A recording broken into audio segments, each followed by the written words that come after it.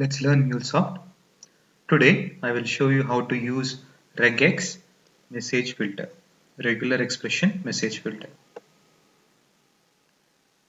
We first create a flow that acquires data from HTTP input. Message filter component is configured with regular expression filter. Flow expects a 3-digit number as input. We will configure the flow to throw exception when input payload does not match with the pattern.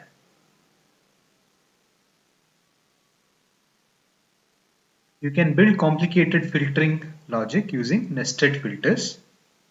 You can apply and, or, not logical statements, along with regex and other filters shown on screen.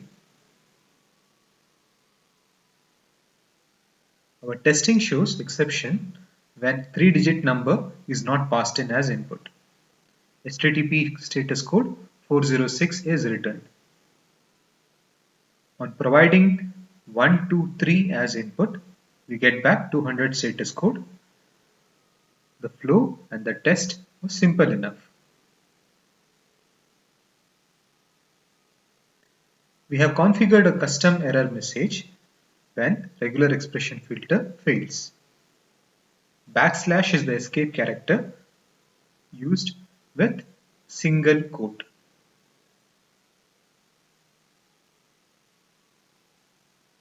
When we test again, we get a more meaningful error response. When you test with 4 characters, 4 digits, it does not throw exception because our regular expression pattern was \t of 3. This would search for 3 digits anywhere in the message.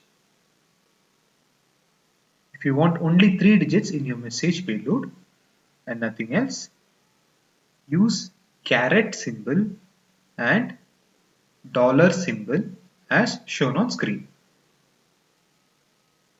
Caret symbol indicates the start of a message and dollar symbol indicates the end of the message.